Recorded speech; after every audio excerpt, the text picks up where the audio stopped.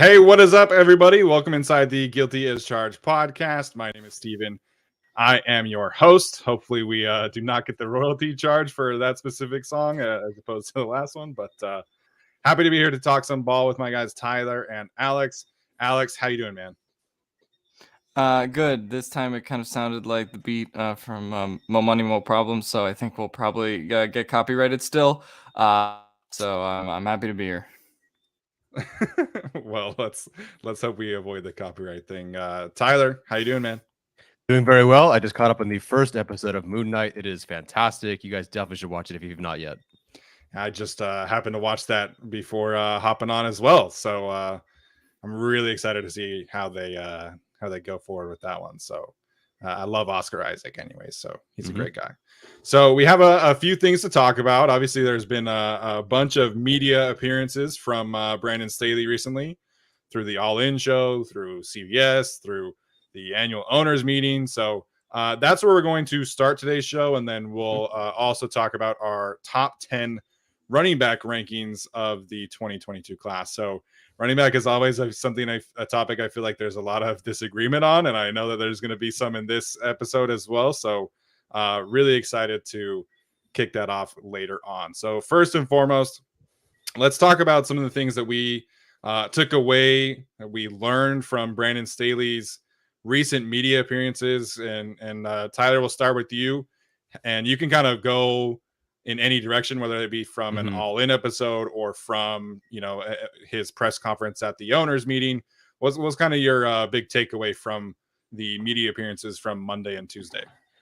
Yeah, so if I'm talking the all-in episode, which is kind of what I did a little thread on that. If anyone wants to check that out on Twitter, it doesn't mean all that much, but I just did the Cliff Notes version for everybody. Yeah. I thought what was most interesting is that Brandon Staley had talked about Khalil Mack to the Spanos family for what seems like a year or over a year, or basically since he walked in the building. And there's a quote on the all-in that I think John Spanos says to Brandon, and he says, it's a new defense, right? It's a new scheme for us. What's the prototype that you want? What do you want in this defense? What do you want in your defense? Because it's a whole new scheme. And obviously he said Khalil Mack, and now we have Khalil Mack. So I think that just really officially, I think, points to a change of who we think, at least publicly, has the power, to make changes on defense. Offensive side of the ball, special teams, I think that's actually could be a different matter potentially. But as far as the defensive side of the football goes, it really seems like Staley has more control over this particular unit than any other coach that we've had for some time. So it's his defense, it's his guys. They're asking him, what do you want for your new scheme? What's your prototype? So not only I think is that relevant for the moves they did or didn't make this offseason, the moves they will make in the future, but I think it's also relevant to this draft process. What fits his prototype? And sure, we all kind of assume we want to find Staley's prototype, right? We were all looking at outside linebackers or edge rushers differently. Karlaftis maybe doesn't fit, maybe Ojabo does fit. Yeah. But I think it's really important to do that this time around, obviously. So that moving forward will be something I'll keep in mind as we look at the rest of the draft. Yeah, I mean, Staley obviously has a massive say in personnel decisions at this point, and not to say that Anthony Lynn or Mike McCoy didn't, but I think this is definitely the highest level of collaboration that we've seen from the Chargers between front office and their coach. And so, something that's really interesting that I was having a conversation with somebody on Twitter the other day is like, Brandon Staley didn't really get he didn't get any guys to like come in and help install his defense. I mean, Chris Harris was familiar with the Fangio defense for like a season, but I mean, from the offense, you got Chase Daniel, you got Jared Cook, you got all these different guys, and you had a bunch of collaboration with certain players. I mean, obviously Matt Filer was familiar with what the Steelers influence, and Corey Linsley familiar with the Packers influence and stuff like that. So you had players who were familiar with everything on top of, like Joe Lombardi and all the coaches and things like that. And really outside of Chris Harris, like I said, there wasn't really that guy on defense. There wasn't a Sebastian Joseph Day. There wasn't a Khalil Mack. There wasn't a JC Jackson that is familiar with what kind of they want to do on defense. And now Brandon Staley gets to do that. And kind of keeping forward on that same vein, the way that he talks about Derwin James, man, is just like so cool to hear. And it really is just this modern, forward-thinking coach that we were all promised, right? Like, we were promised that Brandon Staley would kind of innovate this team, and now he's going to make the safety position, which is, kind of generally not valued in the NFL. He's turning that into the quarterback of his defense, and he's looking at Derwin like he looks at Justin Herbert and saying, okay, I need more playmakers for Derwin. I need more support for Derwin. I need to be able to free up Derwin. And I think that's super cool. I am expecting that extension to come quickly and be a large number this summer. And kind of hearing that was really cool to hear. His kind of plans for Derwin, I thought, was really awesome in particular. Yeah, just the idea that you're going to, we get weapons for Herbert. We want to be good for Herbert and make everything great for Herbert and all that, but we want to get that for Derwin James as well. I don't recall guys talking about their safeties like that. Like, we're going to put guys in front of him and around him so he can be the centerpiece of our defense. I love that commitment. Actually, that's the part in the episode where I got chills. I got chills just thinking of what do they want to do? Maybe it's nothing. Maybe it's all speak. I don't know. Maybe they don't end up being able to do what they set out to do, but just the commitment to Derwin James is that kind of weapon. Like you said, the quarterback of the defense, it's going to be a lot of fun. Yeah, I mean, in terms of takeaways from this episode, I think you look at the Khalil Mack moment. Obviously, there was the clips from J.C. Jackson before that came out where, he's reading a scouting. Mm-hmm. Obviously, very fun to watch. And it does feel like he's kind of just been given the green light to kind of do whatever he wants with this defense. In terms of takeaways from the owners' meetings, didn't the owners' meetings come out like one day after the Kaiser thing? So he was sort of asked about that, and then was to make, which is like, I don't know if I really buy that, but whatever. So we'll see what he kind of says about that kind of going forward. But he did seem to indicate it was a tough decision, that you have to make tough decisions in this league.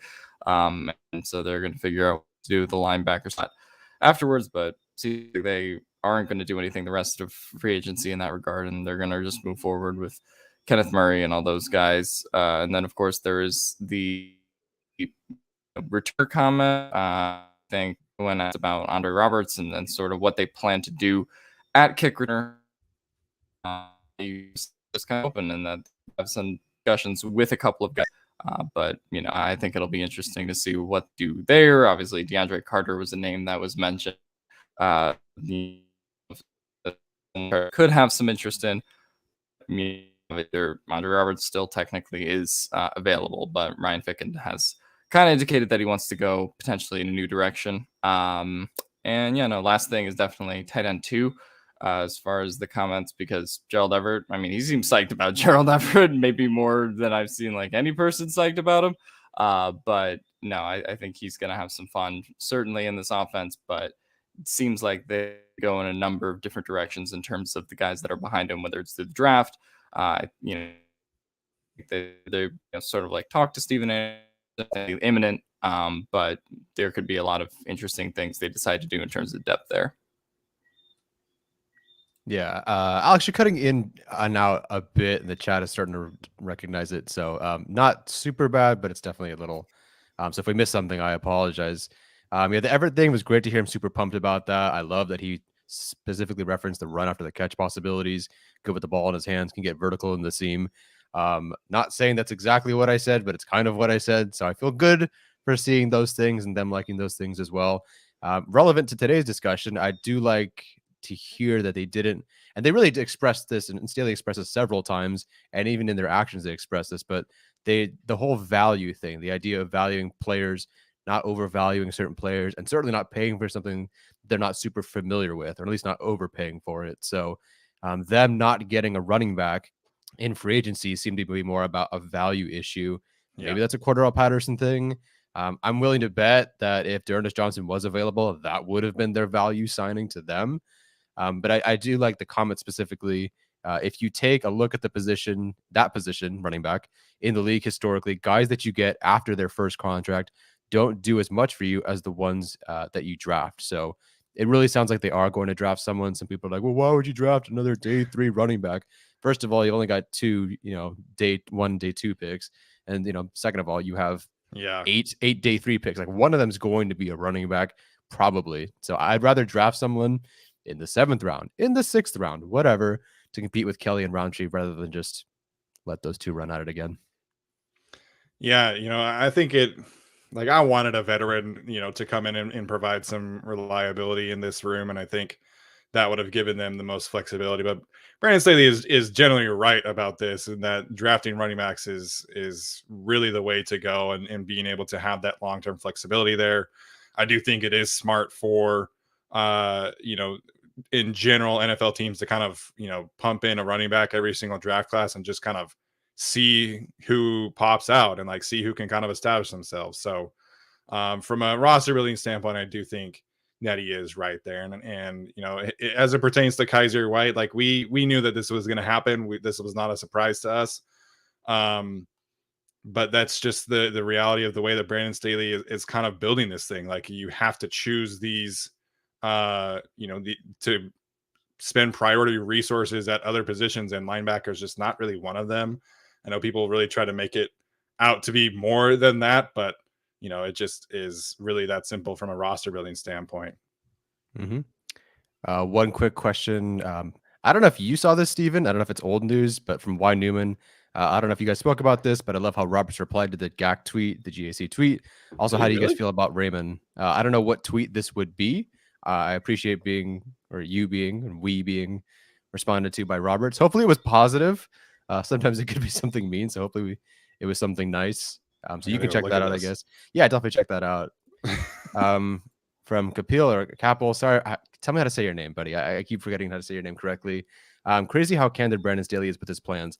I love that, honestly. I don't expect him to say, oh, we're going to sign this guy, we're going to go get that guy. But he's very candid and he follows through. It is kind of nice for us to be able to piece things together as a podcast, as fans, and then go, and see what they actually do with the information that they give us. Now, I think the plans he's very candid with. His praise for players can be on the very high end positive side, and that's I don't expect him to.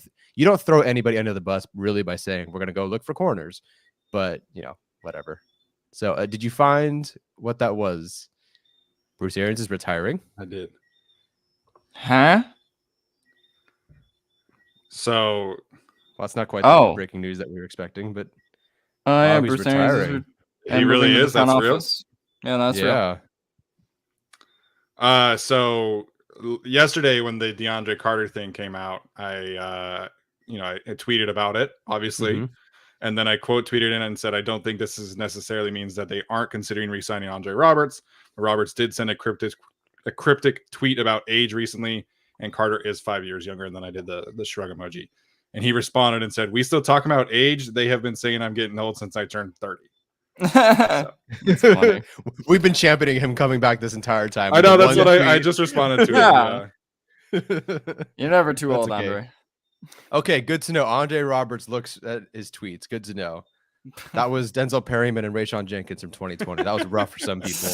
And Chris Harris. So wow, I'm surprised by that. Todd Bowles is replacing him. Well, I guess that's one way to get a head coaching job. Interesting. There was no real indication, right? I mean, he was just taking pictures at as the head coach, right? At the owners' meeting and everything. But didn't he retire a couple years ago before he took the Bucs job, and he had his health stuff? So I mean, it doesn't surprise me. Granted, I did think Brady coming back kind of meant he was, but so did I. I figured that once Brady came back and once all the free agency moves happened, that everybody was just kind of running it back. But that's a little surprising, yeah, because he seemed genuinely excited about all of the stuff with at the Super Bowl and everything like that. So I don't know, that's a little weird, but I mean, Todd Bowles deserved another chance, and I think this is obviously a great situation for him.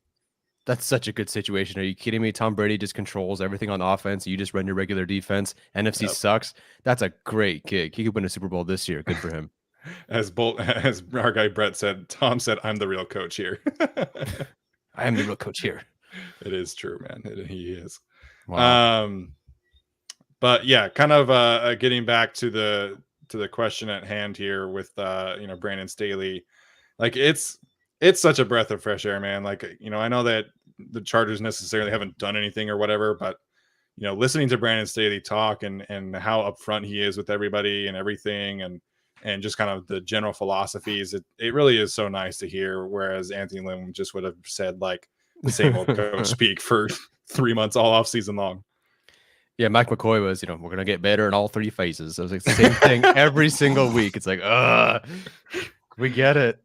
At least do it. I think Gerald Everett is exactly like Pearl Harbor. Jeez. Before we get into our running backs, I did also want to talk about something else that Brandon Staley said. And he's kind of been talking about it in a variety of ways. But one of the things that he talked about with Chris Harry on CBS was just kind of like how he views Khalil Mack. And I think it was really interesting because I think a lot of us, including national media and us on the show, kind of viewed the Chargers getting Khalil Mack as kind of a rejuvenation project for Khalil, as a way for the Chargers to get Khalil back to his form. But Brandon Staley is kind of thinking he's getting Khalil to bring the most out of the Chargers. And I hadn't really thought about it that way until he explained it. And he still thinks that Khalil is this elite top tier defensive player that's going to kind of unlock everything else that he already has. So I did think it was really interesting the way that he painted that picture, as opposed to how we all kind of interpreted it. Like, this is kind of the missing piece. Like, they're going to try and get him back to what he was. And Brandon Staley was like, no. Like, he is here to elevate our players that we already have, which I thought was a really cool way for him to say that. Yeah, in terms of like getting him back to what he was, it's like, yeah, I think we do this thing as fans where we're just like, oh, that guy missed time last year, so therefore he needs a comeback here. But it's like we've talked about how Khalil Mack got like 6 sacks in 7 games last year. So I mean, he was a pretty disruptive force still when he did play. So to me, you're not really bringing Khalil Mack back to anything. He still is that guy. And so for me, that kind of does line up. He also has 3 years left on that deal, and they just restructured it. So you're not rejuvenating Khalil in a way that sets him up for some other contract, right? Like this is Khalil's moment and his contract right here. So no, I mean, I think that makes a lot of sense, frankly. And, to me, in terms of like his peak, I still think Khalil has 2 of his, prime years left on him. We'll see what he is 3 years from now. But for me, I think he definitely still has 2 top years left in him. If it wasn't for an unlucky injury last year, who knows what the Chargers would have had to give up instead of just a 2nd and a 6th. So, I think that Staley's right there. Yeah, good thing they were filming from the waist up, because Brandon Staley has this giant hard on for Khalil Mack. He loves his defensive players, and in particular, like Derwin James. You saw the first time he met Derwin James, and he's like, "Oh, I can't wait to put you in everything." And Khalil Mack, he looks at him and he's talking about him, and you just see the way he looks at Khalil Mack. It's so different. But I love what you brought up about him, Khalil Mack being not just for the defense, but for the Chargers, for the offense. And we talked a little bit about, getting strip sacks, more, things for Justin Herbert or whatever. I just love the idea that the Chargers are going to be bringing in, not that they can do this every year, but they're going to try to at least get one player, if they can, who's just the best at what they do. He mentioned Corey Linsley. That was the previous year. This year, it's Khalil Mack. I know you can't do that every year, but they're going to find the guys who are absolute pros, who have something left, the guys that they know, who can just bring something to this team and just make them better. Like, this dude is going to be the best at what he does. Everybody else better live up to that. And I think, honestly, Jerry Tillery is now surrounded with the best talent he's ever been surrounded with. And I'm not saying he doesn't have a work ethic or that he has a work ethic problem, but you got Khalil Mack, Sebastian Joseph Day, Austin Johnson, Joey Bosa. You better step up. You do not want to be the worst person of that front group. And I think he has to, and I hope he does. Yeah, man. Jerry Tillery ended up having more pressures and sacks than Sebastian Joseph Day, but not by much. Like, if that happens this year, if Sebastian Joseph Day has more pressures and sacks than Jerry Tillery, then I think we got problems. I think we've had problems. Like, what are we? True. What is Tyler talking about? He doesn't have a work ethic problem. He's had a work ethic problem. I've had to watch 16 seasons of him every year. All right, he plays after the whistle. Alex. He plays after the whistle. He hits after the whistle. That's more than anybody else. That's when most of his action comes. Yeah. But yeah, no, I mean, that's the thing about Khalil Mack is you can hopefully get the best out of everyone on the defense. And if he's able to play all 17 games, you should theoretically get the best of him.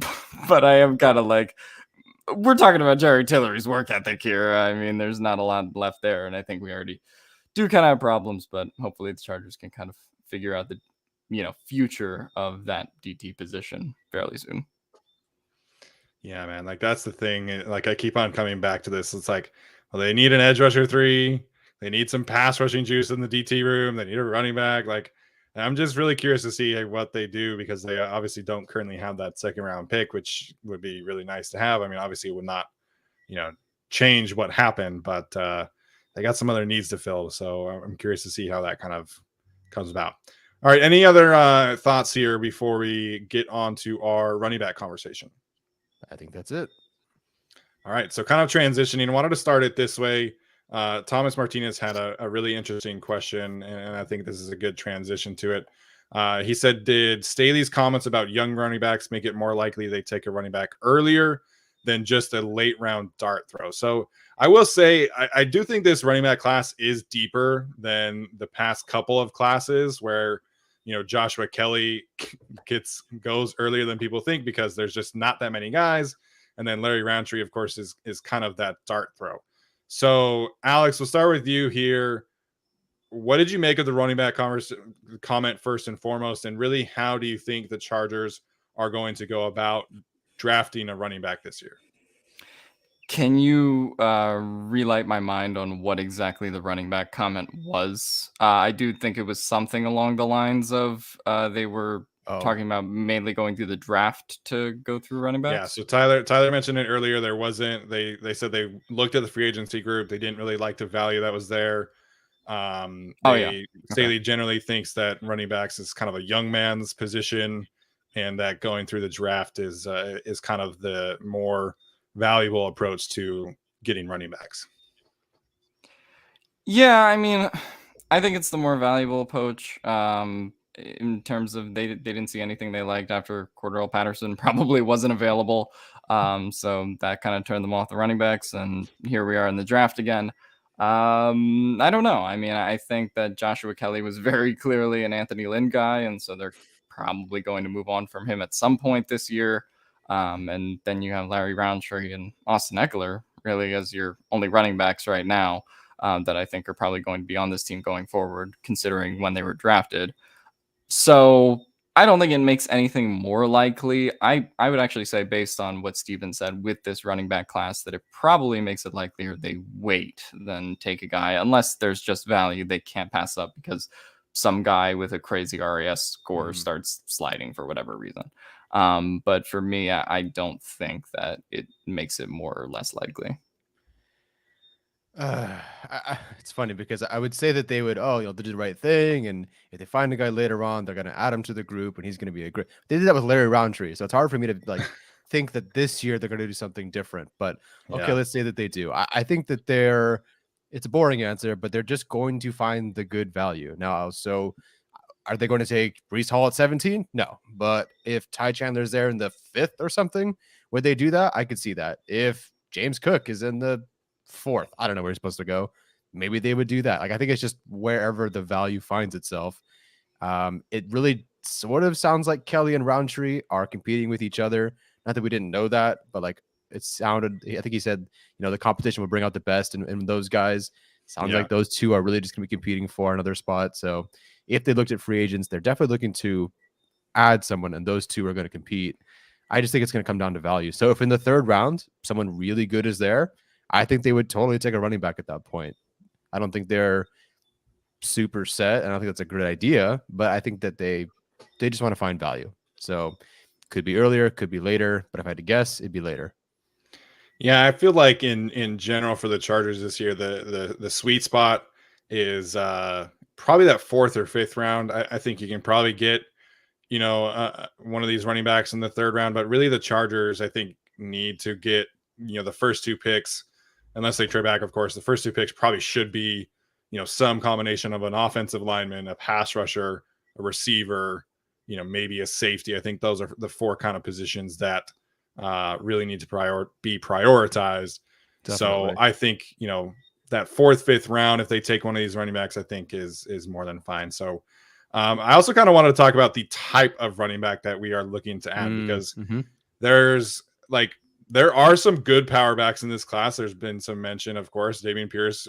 Spoiler alert for the rest of the rankings, is one of my guys. I love Damian Pierce. But I don't think the Chargers need to add another power back. So to me, I think we're looking for a Justin Jackson replacement, somebody that can be that downhill slasher, speed guy, home run threat, and also be able to catch the ball.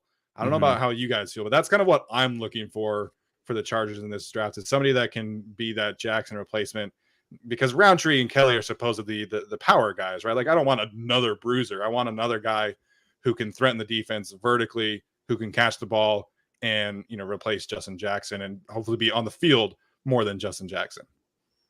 Yeah, definitely. I think a lot of us or some of us are caught up in the last thing that we saw the Chargers do, which is Austin Eckler up the middle didn't convert on 4th down. It's like, if only we had a bruiser back. And to a certain extent, sure, a bruiser back in some instances definitely would have helped the Chargers last year, but they need someone, I think more than anything, who can catch the freaking football.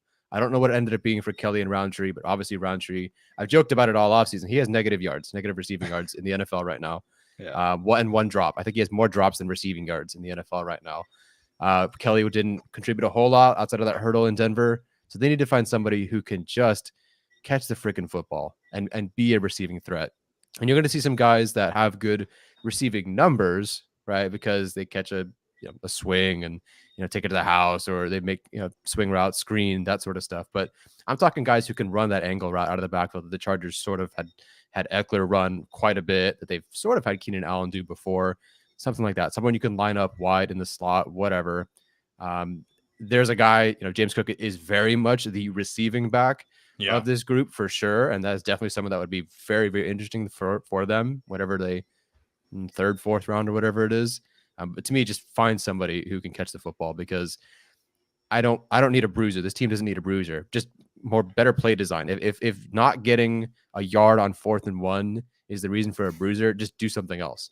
To me, in my opinion, I just think the way that the Chargers want to run the football, the way they copy the 49ers run scheme, I think there's no point in getting a bruiser. Again, point to me towards the bruiser guy that the 49ers have. I don't really see it. I would rather invest in a better offensive line and make the running backs, someone that maybe not a bruiser, but they can find the right crease and win.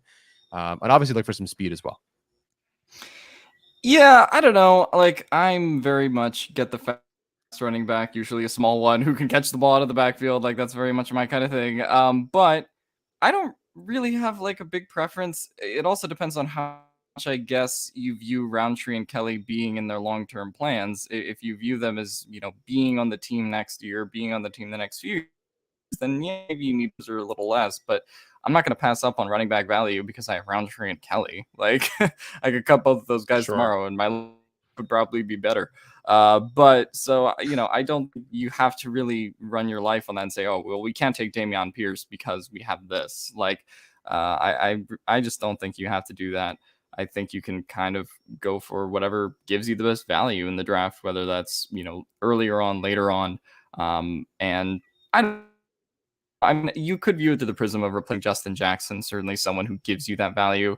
I think the pass catching is definitely important, but I guess I don't really have a specific preference. You could kind of tell me on a number of guys, and also there's a number of guys, as we'll talk about in this list, that I'm a little bit lower on because I think they're one-dimensional. But for me, I just think if you can contribute and you can get decent RB2 production, whether that's catching the ball, rushing the ball, they just need someone who can help Austin Eckler more than anything else. Yeah, that really is what it comes down to. So I think if they do want to add a guy like Damian Pierce, and I do happen to know that they are pretty high on Damian Pierce per source. So that being said, we'll jump into our running back rankings. We're going to do our top 10 rankings as always. I'm going to kick us off. So I'll start with number 10, Rashad White from ASU. I know a lot of people really love Rashad, but that's where he's at for me. Number 9 is Isaiah Spiller from Texas A&M. Number 8, Kyron Williams from Notre Dame. And then 7 is Hassan Haskins from Michigan. So this is really kind of that group I think there is kind of a clear tier with the running back class, and outside of the top 6 or 7 guys where you're getting more of those first and second down kind of players like these guys. So I'm a big fan of Hassan Haskins as well. I think his contact balance is pretty crazy, and I think his yards after contact is really good. I'm a little concerned about the fact that he didn't test or do anything at the combine or his pro day. So this is kind of the one that could go lower because I don't really know what kind of athlete he is in totality, and I do have some question marks there. But the tape is outstanding for him. So he is number 7 for me. Yeah, I will say the thing about Hassan Haskins that I think is interesting when you bring up, the 40 time in the RAS and all that is that, like, when you look at this running back class, there's actually not a lot of guys who ran the 40 and not a lot of guys who, just have that complete RAS profile, either because they decided to skip the 40 or for whatever reason. So for me, I didn't really use that as a differentiator or, a way to knock him down. But, like Steven said, I think Hassan Haskins is great. There's a play against I think it's Northwestern where he just like spins a guy out of his shoes and then just like keeps powering forward and keeps striking people. The balance he shows is really great on every play. If I'm going to go from 10 to 7, I will start with 10. I have Alabama's Brian Robinson. At number 9, I have Isaiah Pacheco from Rutgers. At number 8, oh my God, I have Hassan Haskins from Michigan, and at number 7, I have Rashad White from Arizona State. I guess I'll talk a little bit about Rashad White, and he's going to be this guy as well. We talked about sort of a guy who's going to need to both pass catch and also run, and I think he's the only running back in FBS last year. This is PFF who had 9+ grades both as a runner and a receiver. So I think that's kind of like what his value is in addition to his athleticism. But I think he would kind of be a really great fit for this offense. I get why Steven is a little bit more skeptical on him. But for me, I would not mind Rashad White at all. I will mention Isaiah Pacheco a little bit. For those that don't know about him, he ran a 4.37 at the combine. He went to Rutgers. He can catch balls out of the backfield. Was running down the sidelines, doing wind sprints at the Shrine Bowl. So yeah, that's why he's at number 9 for me. But I do think he's a very fun watch and has been, kind of a dual threat during his time at Rutgers and has had really bad offenses to play with. And that's the same case for my guy, Bo Melton as well, unfortunately. But I do really value his versatility and agility that he just kind of shows all the time. So that is my 10 to 7. Yeah, so I guess I'll talk about Rashad White here because I am going to be lower on him than most, and I felt like his tape was a little underwhelming outside of the USC game from a standpoint of making people miss in the hole, from getting yards after contact, and I do think he is a good receiving back, so that will create a safe floor for him. I just I see the RAS score, and I was expecting a bit more explosive player on tape, and I didn't really see that. So the 4 games that I watched of his, he had the one great USC game, and then the other 3 were just kind of he gets easy yards, he happens to be in the right position for the catch. I don't think necessarily I don't see a consistent playmaker. So like I said, I think he is a good route runner. I think he's got good hands, and I think that's going to create some value for him and give him a stable floor. But just as a pure runner, I didn't really see the kind of things that I'm looking for. Yeah, I'll get to him later. My biggest knock on him was that I honestly thought he was kind of a weak pass protector. There's only a couple of guys in this class that are really like, again, pass protection, not passive. He was just a guy. A lot of these guys just kind of catch the defender, the blitzer, whoever it is, and some of these guys, that's not for me. That doesn't really separate him in that regard, at least for me. But I'll get to that. Andre Roberts is a new tweet. Oh, that's old. Never mind. Alex, before we move on, tell me about Brian Robinson, because I didn't get a chance to watch him yet. He's not even on my board because I haven't watched him. So talk to me about him. So he's one of those running backs for me that you watch 4 or 5 plays on him from YouTube and he's just like running people over and you're like, oh, wow, this is awesome.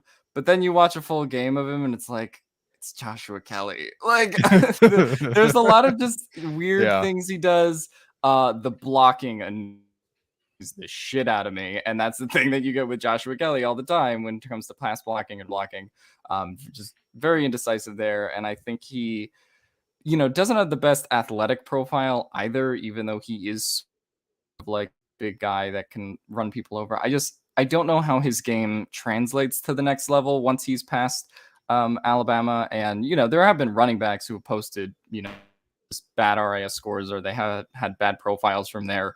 Mark Ingram is an example of an Alabama running back who didn't the greatest athleticism, but still turned into a great NFL running. But I just thought he had so much better vision, running the ball than someone like Brian Robinson. So that's why I'm a little lower on him. I get why someone would have him in the top 5 due to that Alabama pedigree and, the highlight plays. But it's sort of the same thing for me with Kyron Williams, at number where I don't would be in my top 50 running backs, just because I think he's kind of overrated in that regard. I did not really like his tape either. So for me, when it comes to the running backs, if you have a below average, profile and that shows on tape, it was pretty continuous with him and Williams.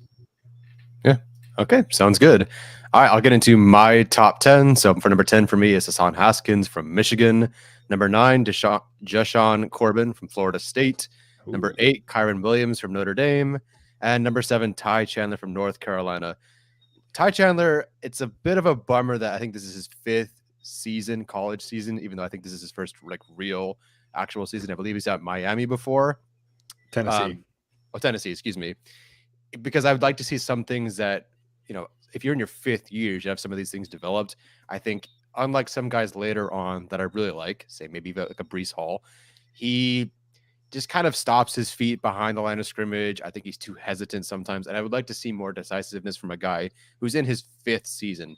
That said, he runs a 4.38, which is fantastic. But the thing I love the most about him is, in my opinion, he's the meanest overall blocker of this entire group. And I think part of that's in pass pro. Sure, you watch him against Maryland, he's flipping guys over. It's awesome. But there are some plays where his quarterback will scramble, and he has to, okay, I'm going to turn into a lead blocker, and he just goes downfield and hits somebody.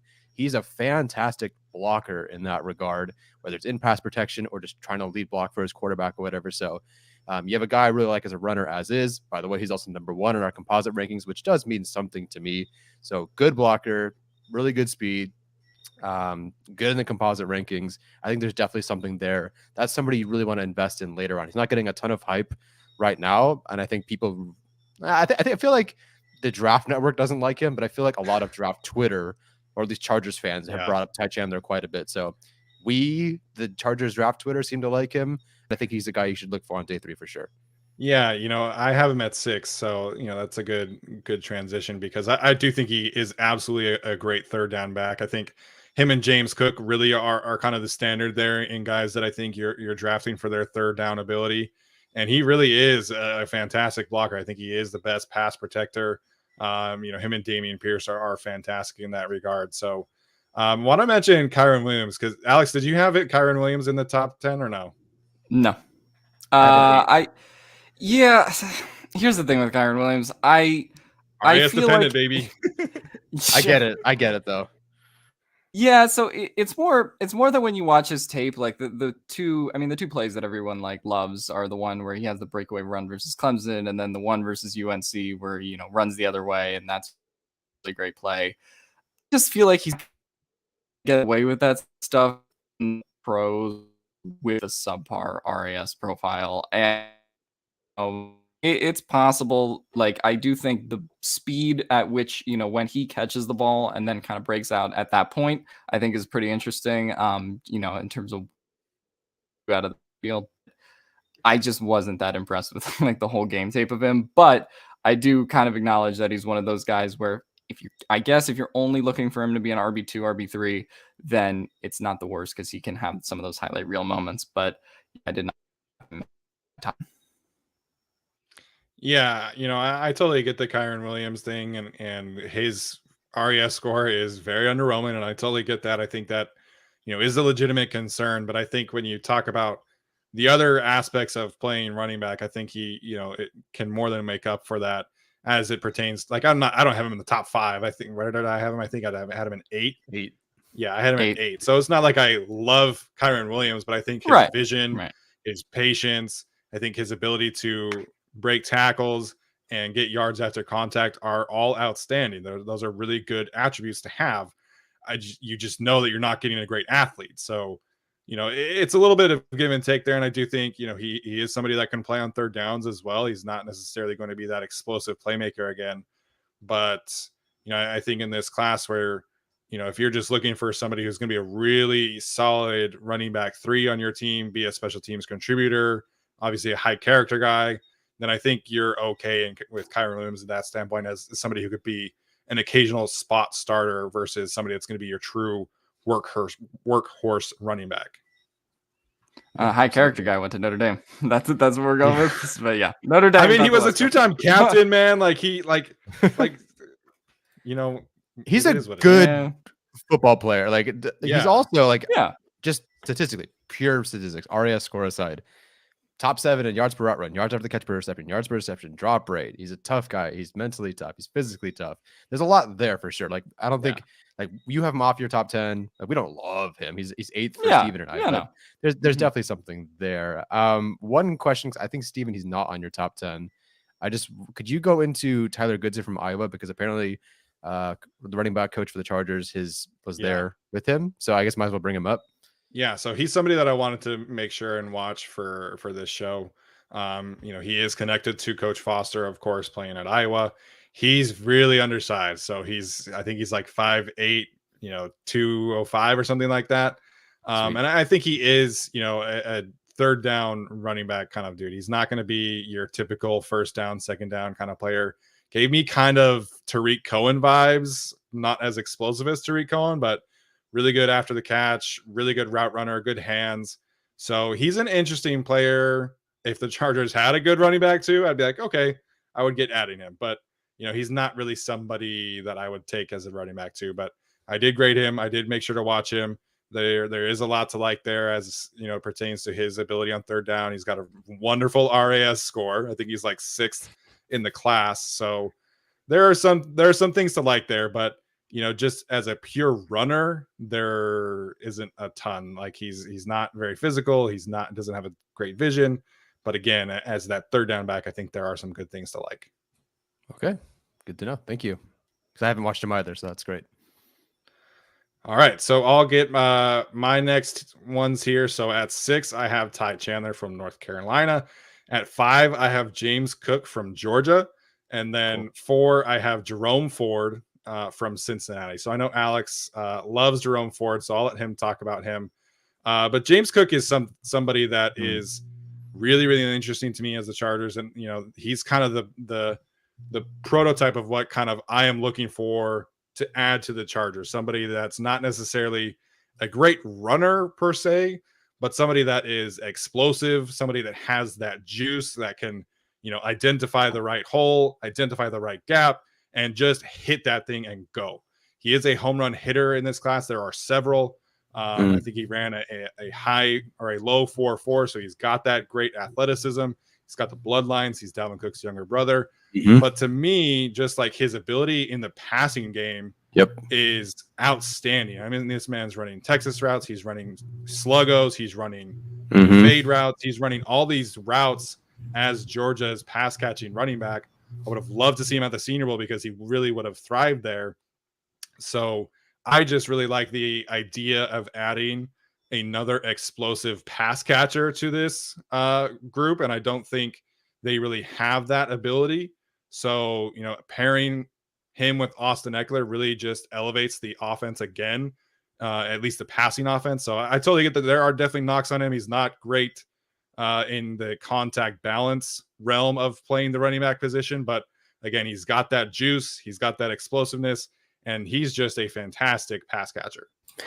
Yeah, I mean, is he the best pure runner? No, but you watch him on like an outside zone sort of offense, I think he'd be fantastic. One cut and go sort of thing, made the decision and fly. And then you watch him against Michigan, he's whether it's like a stutter and go, whatever it was on the outside against a corner, to be able to just line a running back out and beat a corner decisively one-on-one for a deep touchdown. And then the next play, wheel route out of the backfield for another deep touchdown. It's just unlike anybody on the list that I've watched so far. I'm sure there are guys, but I haven't gotten to there yet. And he's just so unique in that regard. His RAS comp, by the way, I know these aren't all end all be all, but his RAS comp is Jamal Charles, or at least that's one of them. So do I think he's Jamal Charles? No, but it's very easy to see with a guy who's wearing red, has the longer hair, obviously, and is kind of elusive like he is. Yeah, the thing that people kept saying, like, the comp is obviously, he's going to get comp to Dalvin Cook, and it's just like they're nothing alike. Like, they're completely different running backs, obviously, just because of the stature, because of what James Cook does kind of out of the backfield as well. I think Jamal Charles is an interesting comparison. I couldn't really think of one for him like off the top of my head, but I do think he's a really explosive prospect, and he's going to be, later on my list, not here at 6 in the 4 range, but I think he's a really great prospect that I think is going to shine. So my 6 to 4, I am going to go with Michigan State's Kenneth Walker at number 6. Ooh. At number 5, I'll go with Damion Pierce, and then at who I'll let talk about to death. And then at number 4, I will go with Isaiah Spiller. Isaiah Spiller was an interesting one for me because I know a lot of people will have him as running back 1, running back 2. And there was a period where I was feeling just really low on him because, he didn't test super well athletically. 21 was kind of a down year for him compared to his 2020 season. And you just started to put all these things together. He's also a little bit long in his legs, so he can sometimes have these strides where he gets tripped up a little bit easily. But I just looked, at some of his 2020 tape as well in this. And for me, despite, the RAS score not super high, I couldn't drop him much lower than being a top 5 running back in this draft because, he does, still have those quick feet. The instincts are there. And I do think he's a very purposeful runner in terms of his direction and always kind of makes those choices as well. So for me, I could not drop Isaiah Spiller, further than 4, as much as I am like an RAS freak with that kind of stuff. But I get why maybe, Steven will probably be a little lower on him. We're still talking about him as a top 5 running back, sort of the same thing as like the Kyle Hamilton discussion where we're all lower on him compared to the national media, but he's still very good. I definitely like Isaiah Spiller, but I do kind of wonder, sort of in the same vein I talked about Brian Robinson, where I wonder where his game translates to at the next level, or if he's really going to be like this workhorse bell cow running back for a team, but we'll see. Yeah, so Spiller is 9 for me. I'm not like super high on him, but he is in my top 10. I think the thing with Spiller is that he, I think there's a really fine line in talking about patience and talking about just doing too much, and I think Spiller really crosses that line a little bit too often. And then I don't think he has that kind of juice to make people miss in the hole, which is such a crucial aspect in the NFL, which we've obviously seen Larry Roundtree struggle with, and same with Joshua Kelly. So Spiller has some interesting traits there. He's another guy that I think has a good third down ability because of his, route running ability and being able to catch passes. But I think as a pure runner, I think is a little underwhelming to me. That's fair. Right. Yeah, I'll just get into mine real quick so we can talk about Spiller real fast. So my 6 through 4, at 6 I have Damion Pierce from Florida, 5 Isaiah Spiller from Texas A&M, and then 4 James Cook from Georgia. So yeah, Spiller for me, I get it. Part of it, unfortunately. So Pierce, Steven's going to talk about, and I want to let him talk about it. We've already talked about Cook. We've already talked about Spiller. Not a whole lot for me to talk about here at this point, but Spiller, I do understand some of that east-west running, the retreating, and for a guy that, again, you want to be patient. That's great. You want to set everything up. That's fine. I just don't really quite see that all the way. I'm surprised he's as high on some boards as he is, as like the number 1 or number 2 running back. TDN has him at number 1. Like I don't get it at all at number 1. Yeah, and just like you have to have enough things match for me for you to be like the number 1 or number 2 or even number 3. So he's at 5 for me. I get a 5.6 RAS score. He's the middle of our pack on our composite rankings. It's just like, that doesn't really do a lot for me. But he is maybe the best, maybe outside of Cook. I think he's like the guy who can actually run. No offense to Cook. I think he's more of a receiver. I think he's probably the best receiving running back. Like, I think, makes the difficult catches, involved quite a bit. So that's that for him. I think he's a really, really, really, really good receiving threat for sure. I do think he has good burst out of his cuts. I think he maintains that suddenness and efficiency out of them. But I think that's all open field. Like, throw a swing to him, and he's always making somebody miss, and then he's gone or something. He's fantastic in the open field. Just that behind the line of scrimmage work, I just have a little bit of concerns with. Still number 5 for me, but just some concerns there, not top 3. Yeah, I tell you, man, you guys are both low on Damian Pierce, man. Low? I mean, I had him in my top 5 running backs. I mean, I can talk about why I'm low on him. It's nothing really. So Pierce to me is the most good running back in this class, and I think that's just why it's not the same thing, but it reminds me of like Brian Cook, the safety from Cincinnati, a guy who's just like a good football player, but there's nothing that I can latch onto where it's like, that's the elite trait that I'm going to gamble on. I think, well, not that I'm gambling on the guys ahead of this, in my opinion, but Pierce, he's so good at everything, but he's good at everything. Like, he's like, as a 7 RAS score, he's okay, pretty good in our composite rankings. He's, a good blocker. He's a good contact, balance guy. I think he's actually a great blocker, a pass protector and lead blocker, kind of the same way Chandler is. There's a play where he has to run right into Travon Walker and just block him and try to take him out. And he does. Like, imagine trying to go block Travon Walker, but he does. That was his job. So a tough dude. There's just a lot of good to him. He might be the safest running back of this entire list. I just tried to find guys who could do maybe a little bit more, and particularly in the receiving game. I think it's just kind of sight unseen with him just a little bit, in my opinion. Like, I just need to see a little bit more there. Maybe I'd bump him up. Maybe there's a game I missed. I don't know. Yeah, the Damian Pierce thing as a receiver, there just wasn't a ton of experience in general, man. Like, he was just not given many opportunities, and watching the Florida offense was maddening at times with how they would prefer to let their quarterback run as opposed to their workhorse running back and their receiver. And it was just so annoying. And I used to think Dan Mullen was a really good coach, and then I watched this past season. So I love Damian Pierce. He is my number 3 running back. And I disagree, man. I think his elite trait is his ability to be that hammerhead contact balance guy. So I know Tyler got a little annoyed with me, but I think he is kind of Javonte Williams light. Okay, that I can deal with. That's fine. It's not an equal 1-for-1 comparison, because Javonte Williams was an insane athlete and Damian Pierce is a good athlete. Like, he's not crazy low on the RAS. He's not very high, but I think he is, in terms of that mentality of, I'm just going to choose violence on every single chance that I get. I think that's how I would describe Damian Pierce. And, he didn't get many opportunities, so you got to take advantage of them. And I think we saw it at the Senior Bowl as well, where I forget which team it was. I want to say it was the Lions, where they would end each practice with like a one-on-one advantage rep. And he was pass protecting against one of the Georgia linebackers. I think it was Quay Walker. And Damian Pierce just stood him up right at the line of scrimmage. And that's really who he is. Like, he is just that aggressive, tenacious player. And, you want to talk about a power back, like, that's Damian Pierce to me. So I love the way that he plays the game. I do think that there is a lot of untapped potential there. Typically, when you look at a college power back, they've got a ton of tread on their tires. So that's not the case here with Damian Pierce. I think he only had 106 carries over the last 2 years. So I'm a big fan of his mentality. I loved watching him play, and just the things that you're looking for in terms of potentially projecting like a true running back 1 that can lead your team in carries. I think he has them. I think he has the ability to make people miss in the hole. I think he has the ability to gain yards after contact at a high level. And then, like I mentioned, just has that tenacious mentality that he brings on a daily basis. So he's number 3 for me. Kenneth Walker from Michigan State is number 2. And then Breece Hall is number 1.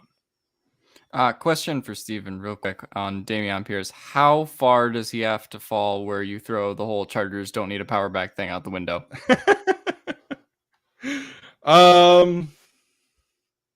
Probably the 5th, I would say. Ooh, it's a little far. I don't think that's gonna happen, but we'll see. Yeah. Like I said, I know, Roy in the chat is arguing with me because, he thinks the Chargers need a power back. And I never said that Larry Roundtree and Joshua Kelly were power backs. I said they were drafted to be power backs. They are supposed to be power backs. So I just think the Chargers need more juice. I think they need more speed and receiving ability. if they draft Damian Pierce, I'm going to be happy. I love the guy. He's a top 3 running back. He's one of my guys. I just think that they need more speed. I think they need to get more athletic at the position. Yeah. Okay. So sorry, it was Pierce, Walker 2, and then Breece Hall is number 1. Oh, okay. Kenneth Walker. Nice. Okay. Well, talk to me about Breece Hall, man. We kind of talked about him before the show. So let's hear it. Yeah. Breece Hall, man. Like this man had people living in his lap as soon as he touched the ball on like every single instance. This Iowa State offensive line was crazy. So I think, I've really come to value the ability to make people miss in the hole. And when it comes to NFL running backs, because it's such an important aspect of the position. Like you have guys like Aaron Donald, DeForest Buckner, like all these guys who can just win right off the beat. And so you have to be able to make them miss. And I think from an elusiveness standpoint, Breece Hall is by far the best in this class at making people miss in space at the line of scrimmage. I will say I think he is a tad underwhelming when it comes to yards after contact. I think that's kind of the biggest difference between him and Kenneth Walker. But Breece Hall, to me, just brings everything that you potentially want in a running back aside from that. So I think he's got really good ability after the catch. He's got breakaway speed. I think he ran like a 4.38 or 4.39 or something like that. He's got great size. He's got great elusiveness, great vision. So really, like, he's everything that you want, like I said, except for that yards after contact. So for me, I have more questions about the other two after him. So I think he is kind of that safest aspect. He's got a high round 2 grade for me. So he's not a first round grade for me. But I do think he's pretty clearly RB1 in my opinion. Yeah, Breece Hall is awesome. Just watching him, if you asked me, if you put a good offensive line in front of somebody, who would you want behind it? I think it might honestly be Breece Hall. I think he deserves it after the absolute train wreck that was Iowa State's offensive line. Do I expect Iowa State to have a great offensive line? No, but he was a guy who, he's getting hit in the backfield 3 yards behind the line of scrimmage and just has to get back to 0. And that's not sexy. People are going to watch his tape and see, oh gosh, he got 0 yards. Oh, he lost a yard. Oh, he only got 1 yard. But like, no, he got hit 4 yards in the backfield and then gained a yard out of that. So I think you put a good line in front of him, and that's a guy who has a really, really strong potential ahead of him. I think, to me, he's I don't mean like the quickest or the fastest. I mean, I think he's the strongest out of his cuts. I think nobody out of his cuts is stronger than he is. That's just in my opinion. There are some guys who I think maybe are more elusive, maybe more quicker, have more burst, but I think he's just purely the most strong guy out of his cuts. Yeah, no, I think Breece Hall is really good, and it's really hard to lower him anywhere lower than top 3. So for me, he had to be in this final portion based on what we saw in college and what you see on tape. For my top 3, I'm going to go with James Cook, which we talked about a lot earlier. Cool. Number 2, I will make it a pretty clear number 2, not like a pretty clear number 1 for me, like Steven. Breece Hall will be there. And then at number 1, I will have Jerome Ford from the University of Cincinnati. And so I really like Jerome Ford before this whole process, but just, reading and kind of learning more about him too. He was in a running back room with Najee Harris and Josh Jacobs, and also who else am I forgetting? Oh, also Robinson, who was at Alabama too. Yeah. So, and then he ended up transferring to Cincinnati out of that whole class and group. So I was kind of wondering, like, okay, obviously Cincinnati was on TV a lot this year with that whole team, and how often they were on, and every time I turn the TV on, it just feels like he's breaking a 50-yard touchdown somewhere, and making some kind of big play like he did in the Houston-Cincinnati AAC title game. And there's just plays on tape where he's just, not just a straight line speed guy, ran a 4.46, one of the fastest 40 times in this class, but he also just has that quick twitch, quick hips turning thing, too, where you like to see that in running backs that are making cuts as well. And the blocking thing for me, so it was interesting to see for me on tape because he is a little bit undersized, relative to some of the other running backs that were at Alabama, which is kind of like why he fell out a little bit out of the rotation there. But there's some plays where he ends up like lead blocking for Desmond Ridder, who ends up running some kind of option. And I just thought that he showed really great blocking ability and really great effort there as well. And then obviously in this season, ends up having, 1,300 yards on the ground, 230 yards through the air. So for me, if we're talking about the most complete running back in this class, or someone who showed kind of the best variety of skill sets in terms of pass catching and running, and as well as the athleticism he showed, I like Jerome Ford, number 1. I can't believe we all came to a general same conclusion on Breece Hall, yet other guys in our top 3 are going to be completely different. So Jerome Ford is 14th for me. What? Wow. Again, like, things could be dependent on the games you watch. Like, if I don't pick like, oh, those games, and I'm not saying you do either. I could completely be missing the right games. If there's an award for guys who got turned around and had to run backwards and got the most yards, it'd be Jerome Ford.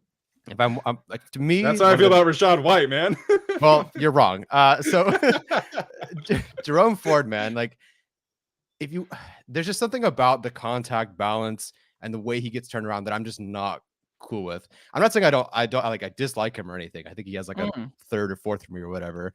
But nobody gets knocked to the ground harder than him. Nobody gets turned around more than him. And there's something about that. I'm a big balance, contact balance, maintaining form sort of guy. It's a whole gymnastics hoopla, whatever. And Yeah, to it's me, important for sure. It's definitely important, especially for running back. And I see him. If anybody who hasn't watched him yet, maybe I'm wrong, but go watch it fresh eyes. I just see him getting turned around way too much, getting knocked down harder than anybody else.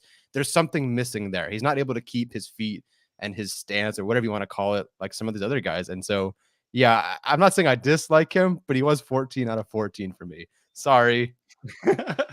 Yeah, okay, Simone Biles, whatever. But no, in terms I'll of take like, that. Simone is the best athlete of our generation, man. You're bringing up gymnastics and football and talking about Jerome Ford can run. All right. I don't know how you have him 14th. That is like one of the craziest things I've ever heard. Wait, who was 13th on your list? The BYU kid. Yeah, you put it by the BYU kid? Oh, yes. My God. Okay. Yeah. Just want to point out I did not watch Tyler Algier, so you won't like him. He's from BYU. Yeah, you're not gonna like him anyway. He's still technically a BYU student, so until he finishes, I can't do it. Oh my God! All right, should I just go over my controversial top 3 then? Yeah, go ahead. Well, not controversial to a certain point. Yeah, so well, most of it's not controversial to the last one. Kenneth Walker, Michigan State, number 3, great. Oh, right, sounds good. Breece Hall, number 2, that's great. And then so Rashad White from Arizona State is my number 1. I know. 1. Yes, I saw your rankings and I saw he was at the time the only guy in orange, which is like not a good grade for us. I'm like, oh shit, Steven hates him. First of all, I barely have a 2nd round grade on this guy. So don't get me wrong. This is how I feel about the running back class. Okay. He's my number 1, but he barely made a 2nd round grade. So I'm not saying he's like a 1st round grade by any means.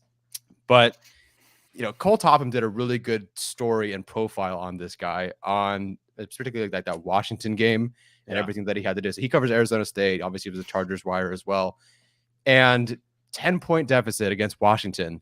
It's pouring rain, apparently, and they had to figure out some way to win. And they gave him the ball 37 times that game, 237 yards, 2 touchdowns. I think only 2 times did he not touch the football, whatever it was, in the 4th quarter. And in that 4th quarter, right, they were down 10. And here's what they asked him to do. 4th and 1, broken tackle conversion. 3rd and 6, scores from 50 yards out. Unfortunately, gets called back for a penalty. So it's 3rd and 16. He converts on that 3rd down. 3rd and 1, converts again. 3rd and 5, converts on an angle route. 4th and 1, converts again. 1st and 10, takes the game-leading touchdown in 2 separate drives. Like, that's a guy you want to lean on to win games. And that game was impressive. The USC game was fantastic. He broke 5. I think he had 6 missed tackles forced on just 1 play, according to PFF. There are things that he does that I think he's just the best balanced guy of the group. I talked about pass protection. That's a huge issue for me for sure. The RAS score definitely checks out. What's the most important to me, and what Breece Hall and although you'll obviously disagree, Rashad White and Breece Hall are the best at this to me, and maybe some Spiller, is the ability to just maintain the forward movement through your movements. So keep that excellent burst through your cuts. make these minor moves that lead to big misses, keep moving forward, be elusive, but in like a very subtle sort of way. You're going to hate this then, but Cole, I think, compared him to Le'Veon Bell, a better Le'Veon Bell. Granted, it's coming out of college, not exactly not the NFL guy.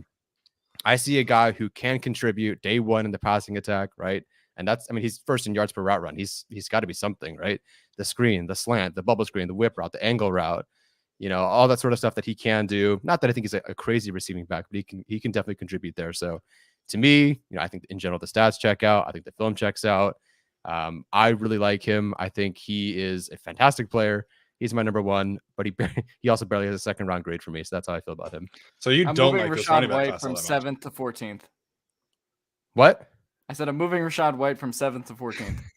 That's fine. You can be wrong. 14th now. Okay. Yeah, you can be wrong.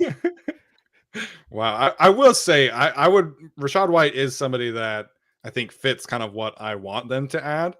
Yeah.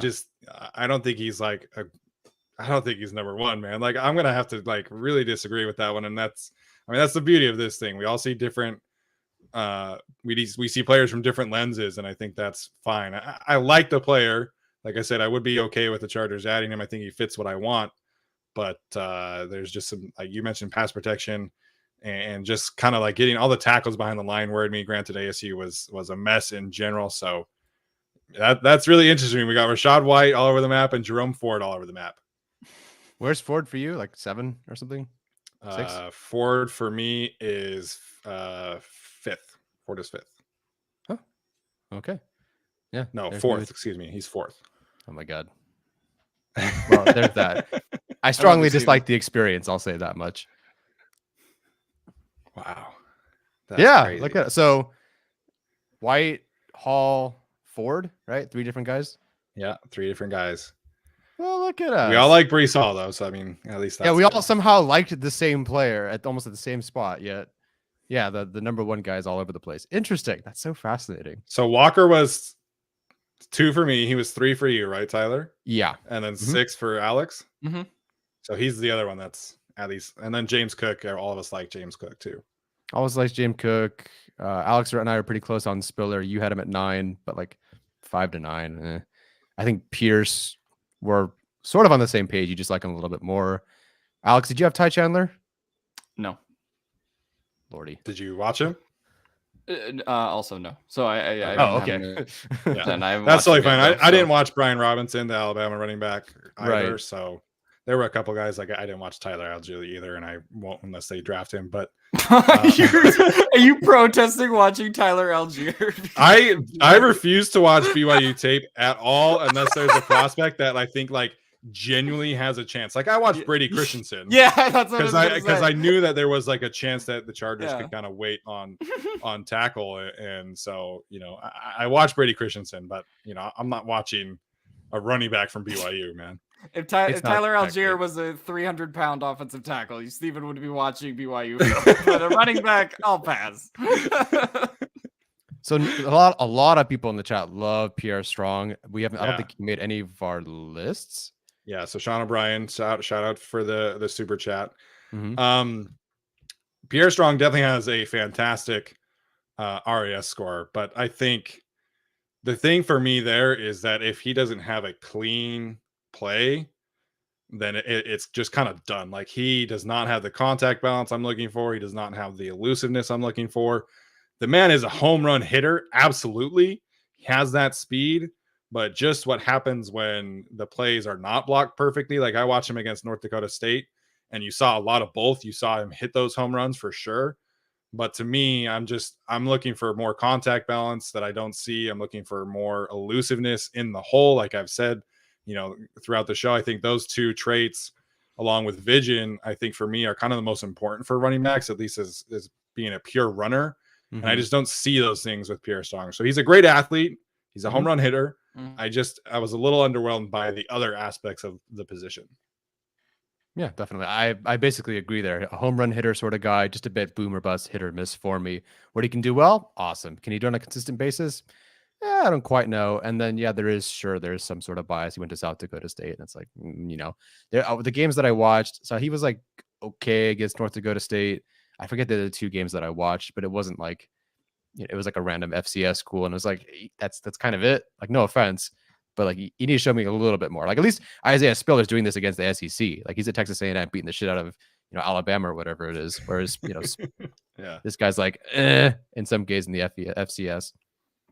Yeah, I get where it comes from. For me, I think he could be a decent RB2, RB3, fight for that kind of like spot in the NFL. I just think I can't ever imagine him being a lead back, and I don't think he really has the creativity for that, despite having 7 yards per carry in the FCS and despite a 4.4. Like on paper, that's great, but I just don't think the tape really backs it up. I would have him at probably somewhere between 11 and 13, like if I were to rank him, but I didn't love him that much. Another one I've seen kind of floated around Chargers Twitter is Amir White, James Cook's teammate at Georgia. Did either of you get a chance to watch him? I did, yeah. Just a one cut, no BS sort of running back, elite speed. So once he's like through the hole and burst through the hole, fantastic. Strong through contact sort of guy. He's just kind of like the opposite of Cook, where it's like low passing volume, low yards per route run, not great pass blocker, not really elusive in the open field. So they're a great mix together, just not right. He's just like running version. I wonder how I would feel on him if he was like the RB1 on a different team, but because he is in the backfield with James Cook, it's just like James Cook looks so much more impressive on every play, and I feel like that kind of plays into what the evaluation of Amir White is. But no, I think he's an intriguing prospect. I would kind of also list him in that 11 to 15 range. Yeah, he just missed the top 10 for me, so where was he for you? On the same page there. He's 11. So okay, same for me. Yeah, see, we can agree. We can agree, just not on our RB1. Oh man! All right, any other sleepers you guys want to mention, or any kind of late round target you really like? Jerome Ford.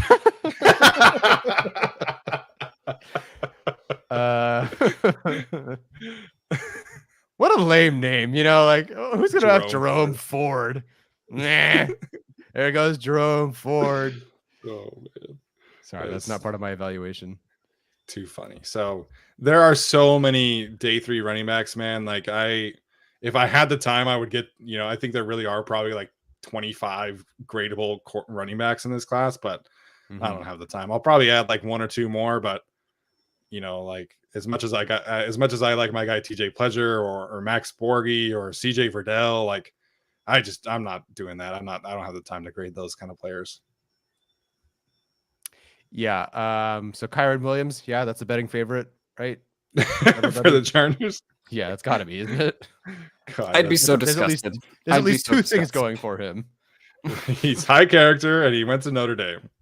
Yeah, and his RAS score stinks. So. Running back Jerry Tillery, baby. All right, so we'll wrap it up with this. You're one guy that you want to see the Chargers add on day 3, so you can kind of outlaw Breece Hall, guys like that. So day 3, you get one choice. Who are you going with? It's so hard to tell who's actually there on day 3 because my list feels like the inverse of TDN's. So I don't know who.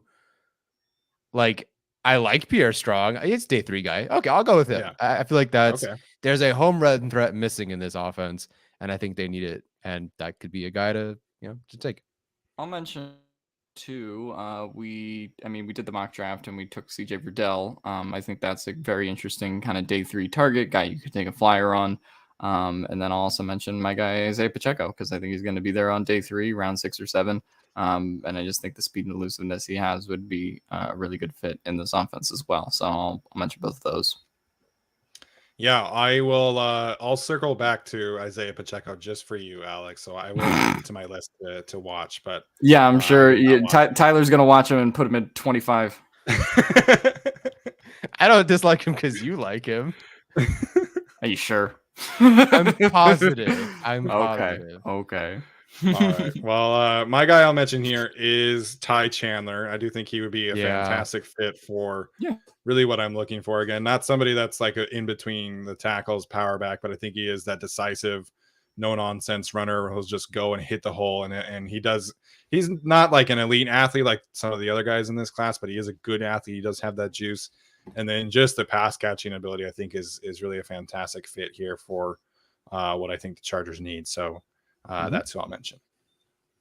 Cool. Sounds good. I'm out of guys to talk about. I already had 14 graded. So yeah, that's pretty much it. Rashad White, I guess. He might be there day 3. So I'm all for it. Yeah, I can't say I've seen many other people have him as RB1, man. So, you like your guy and you went for it. And I get it. That was me with Damian Pierce, but yeah. I had to do something different because someone says that Alex and I conform to Steven. So I had to go out of my way. I don't even know what that's about. We I have just no say idea it what all that's the about either. time. It was it's just a dumb comment that somebody made. Me and Steven, I read that comment. And I'm like, me and Steven spent like 8 episodes during the draft last year of debating Jamar Chase versus Penei Sewell. Like, what are we doing? That is very true. I feel like we have a good balance of agreeing versus disagreeing. And, there's no better episode than this one, where we have guys all over the place. So, all right, guys, any final thoughts, Alex, and then Tyler? No, not too many final thoughts, as we seem to be kind of winding down on all the free agency hype. Just excited to get into the draft coverage because we're only 28 days away or whatever now. Yeah. Steven and I will be at the draft, and Arjun will be there as well. So definitely come say hi if you're there. If you're nearby, come drive and say hi because you feel like talking to us. You don't want to do that. But I'll be in an obnoxious yellow jacket, which came in the mail today. We had obnoxious yellow shoes. I am obnoxious and yellow as well, so I will definitely be there. Oh my gosh. Alrighty then. Well, at least you can make fun of yourself. So I mean that's good. So that's gonna do it for us today, guys. Thank you so much for tuning in. It was a fun chat today. We're gonna did we decide what we're gonna do for next episode? What position we're gonna rank? Can it not be corner? I want to keep punting that as far as I can because I just can't watch DBs. We'll figure it out. We'll probably do like linebacker or tight end or something like that. So we'll let you guys know. But we will be going live on Saturday. Maddie Schmidt is going to be joining us for a Q&A, or joining Tyler and Alex, I should say. I will not be here for that one. And then we'll go live on Sunday as well for our regular episode. So as always, if you are listening to the audio version of this, please leave us a rating or review. If you're watching this now, please go like it, subscribe to the channel, and all that good stuff. So that's going to do it for us today, guys. We'll see you next time.